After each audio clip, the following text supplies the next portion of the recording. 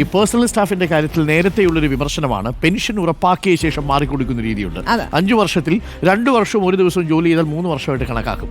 അങ്ങനെ കിട്ടിയാൽ 3350 രൂപ മിനിമം പെൻഷൻ ഉറപ്പാക്കാൻ പറ്റും. അങ്ങനെ മാറിക്കൊടുത്തത് 51 പേരാണ് എന്നാണ് മനോരമ റിപ്പോർട്ട് ചെയ്യുന്നത്. പെൻഷൻ കിട്ടാൻ തലമാറട്ടെ എന്ന തലക്കെട്ടിലാണ് മനോരമ വാർത്ത കൈകാര്യം ചെയ്തിരിക്കുന്നത്. പെൻഷൻ ഉറപ്പാക്കിയ ശേഷം മാറിക്കൊടുത്തത് 51 പേരാണ്. അത് മുഖ്യമന്ത്രിയുടെയും മന്ത്രിമാരുടെയും കാര്യത്തിൽ മാത്രമല്ല, പ്രതിപക്ഷ നേതാവിന്റെ കാര്യത്തിൽ കൂടിയുണ്ട് എന്ന് പത്രം പറയുന്നു. പിണറായി സർക്കാരിന്റെ കാലത്ത് കഴിഞ്ഞ 9 വർഷത്തിനിടെ ഒരേ തസ്തികയിൽ 2 പേർക്ക് വളഞ്ഞ വഴിയിലൂടെ പെൻഷൻ നൽകാൻ മാറിക്കൊടുത്തത് മന്ത്രിമാരുടെയും ചീഫ് വിപ്പിന്റെയും പ്രതിപക്ഷ നേതാവിന്റെയും പേഴ്സണൽ സ്റ്റാഫിലെ 51 പേരാണ് എന്ന വാർത്തയാണ് കൊടുക്കുന്നത്. അത് ഒരു പ്രധാനപ്പെട്ട കാര്യമാണ്. കാര്യം അത് ഖജനാവ് ചോർത്തുന്നു എന്നുള്ളതാണ്. കാര്യം ഇവർക്ക് 3-5 വർഷം അവരെ പേഴ്സണൽ സ്റ്റാഫായിട്ട് ഇരുന്നാലും ഇതേ പെൻഷനാണ് കൊടുക്കേണ്ടത്. അപ്പം അവർ മാറിക്കൊടുക്കുന്നു, പകരം പുതിയ ടീം വരുന്നു, അവർക്കും പെൻഷൻ കൊടുക്കുന്നു. ഒരേ തസ്തികയിൽ 2 പേർക്ക് പെൻഷൻ കൊടുക്കുന്ന സാഹചര്യം ഉണ്ടാവുന്നു.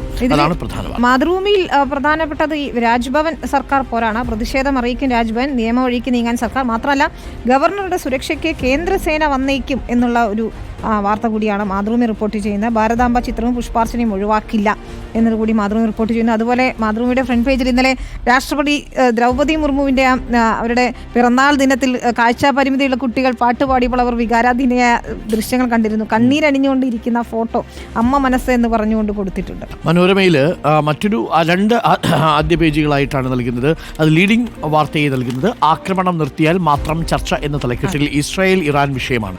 യൂറോപ്യൻ രാജ്യങ്ങളിൽ നിലപാട് അറിയിച്ചിരിക്കുന്നു ഇറാൻ. ജനീവ കൂടിക്കാഴ്ചയിൽ ചർച്ച നടക്കണമെങ്കിൽ ഇസ്രായേലിന്റെ ആക്രമണം നിർത്തണം എന്നാണ് ആവശ്യപ്പെട്ടിരിക്കുന്നത്. ഇറാനിലെ ടെഹ്റാനിൽ ഇന്നലെ നടന്ന ഇസ്രായേൽ വിരുദ്ധ പ്രകടനത്തിലെ ദൃശ്യങ്ങളുണ്ട്. ഒപ്പം തന്നെ ഇസ്രായേലിലെ ഹൈഫയിൽ കെട്ടിടത്തിൽ ഇറാന്റെ മിസൈൽ പതിച്ചപ്പോൾ കുഞ്ഞുങ്ങളുമായിട്ട് രക്ഷപ്പെടുന്ന ചിത്രങ്ങളും AP-യിൽ നിന്ന് മനോരമ പങ്കുവയ്ക്കുന്നുണ്ട്. ടെല്ലവീവ്, ഹൈഫ, ബിർബേഷ എന്നീ നഗരങ്ങളിൽ, ഇസ്രായേൽ നഗരങ്ങളിൽ ഇറാന്റെ ആക്രമണം ഉണ്ടായ വാർത്തയും പത്രം റിപ്പോർട്ട് ചെയ്യുന്നു. ഇറാനിൽ ഡസനോളം കേന്ദ്രങ്ങളിലാണ് ഇസ്രായേലിന്റെ ബോംബിംഗ് നടന്നത് എന്നും പത്രം പറയുന്നു. മാത്രമല്ല, റെയിൽവേ യാത്രക്കാരെ സംബന്ധിച്ചൊരു പ്രത്യേക വാർത്തയുണ്ട്. അതായത് നമ്മൾ സാധാരണ വെയിറ്റിംഗ് ലിസ്റ്റ് ഒക്കെ അടിച്ച് ഇങ്ങനെ അവസാന നിമിഷം ടെൻഷൻ അടിച്ച് കാത്തിരിക്കുമല്ലോ. ഇനി അതിന്റെ ആവശ്യമില്ല. വെയിറ്റ് ലിസ്റ്റുകളുടെ എണ്ണം കുറച്ചിരിക്കുന്നു. ബർത്ത് എണ്ണത്തിന്റെ 25% മാത്രമേ ഇനി വെയിറ്റിംഗ് ലിസ്റ്റ് വരൂ. എന്ന് പറഞ്ഞാൽ അത് ഓൾമോസ്റ്റ് കൺഫേം ആവും എന്നുള്ളതാണ്. അനിശ്ചിതത്വം ഒഴിവാകും. വെയിറ്റ് ലിസ്റ്റ് ടിക്കറ്റ് ലഭിച്ചാൽ ബർത്ത് ഏതാണ്ട് ഉറപ്പിക്കാമെന്ന് ഉദ്യോഗസ്ഥർ പറയുന്നു. അപ്പോൾ അനിശ്ചിതമായിട്ട് ഇങ്ങനെ 300-400 ഒന്നും നിങ്ങൾക്ക് വെയിറ്റിംഗ് ലിസ്റ്റ് കിട്ടൂല. ഇനി ആകെയുള്ള മിക്കവാറും ബർത്ത് കിട്ടാനുള്ള സാധ്യതയുണ്ട് എന്നാണ്. ജനറൽ കോട്ടയിൽ വെയിറ്റ് ലിസ്റ്റ് ടിക്കറ്റുകളുടെ എണ്ണം റെയിൽവേ പരിമിതപ്പെടുത്തി. ഓരോ ക്ലാസ്സിലും ജനറൽ കോട്ടയിലെ മൊത്തം ബർത്തുകളുടെ എണ്ണത്തിന്റെ 25% ടിക്കറ്റുകളെ വെയിറ്റ് ലിസ്റ്റ് ആയിട്ട് അനുവദിക്കുകയുള്ളൂ എന്നുള്ളതാണ് റെയിൽവേ യാത്രക്കാരുടെ പ്രത്യേക ശ്രദ്ധയ്ക്ക്. ഇതിൽ മനോരമയിൽ അത് വലുതായിട്ടാണ് ഇസ്രായേൽ ഇറാൻ ആക്രമണമെങ്കിൽ ചെറുതായിട്ടാണ് മാതൃഭൂമിയിൽ. പക്ഷേ കനലണയാതെ ഒരാഴ്ച എന്ന് പറഞ്ഞു കൊടുക്കുന്നു. ഇന്ത്യക്കായി വ്യോമാതിർത്തി ഇറാൻ തുറന്ന ആശ്വാസകരമായ ആ വിവരം കൂടി കൂടുതൽ പേര് എത്തി തുടങ്ങിയിട്ടുണ്ട്. ഇന്നിപ്പോൾ രാത്രിയും വിമാനം എത്തിയിട്ടുണ്ട്. പിന്നെ ഉന്നത വിദ്യാഭ്യാസത്തിൽ ഇനി കൈമാറ്റക്കാലം 47 വിദേശ സർവകലാശാലകളുമായി കരാറായിരിക്കുന്നു. അതിൽ മുന്നിൽ കേരള സർവകലാശാലയാണ്. ഈ ദേശാഭിമാനിയുടെ എഡിറ്റോറിയൽ RSS ശാഖയല്ല രാജ്ഭവൻ എന്ന തലക്കെട്ടോടുകൂടി ആ വിഷയമാണ് കൈകാര്യം ചെയ്യുന്നത്. ആദ്യമല്ല കാവിക്കൊടി പിടിച്ച സ്ത്രീയുടെ ചിത്രം ഔദ്യോഗിക ചടങ്ങിൽ പ്രദർശിപ്പിച്ച് രാജ്ഭവൻ പ്രകോപനം സൃഷ്ടിക്കുന്നത്. പരിസ്ഥിതി ദിനാചരണത്തിൽ ഇതേ ചിത്രം വെച്ചതിൽ പ്രതിഷേധിച്ച കൃഷിമന്ത്രി P. പ്രസാദ് രാജ്ഭവനിലെ പരിപാടി ബഹിഷ്കരിച്ചിരിക്കുന്നു. നമ്മുടെ പറയുന്ന ഒരു കാര്യം ഇതാണ്.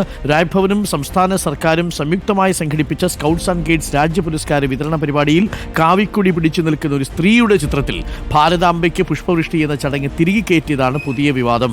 അത് നടക്കില്ലെന്ന് പ്രഖ്യാപിച്ച ധീരമായി വേദി വിട്ടിറങ്ങിപ്പോന്നു ചടങ്ങിൽ അധ്യക്ഷനാകേണ്ടിയിരുന്ന വിദ്യാഭ്യാസ മന്ത്രി എന്നാണ് പറയുന്നത്.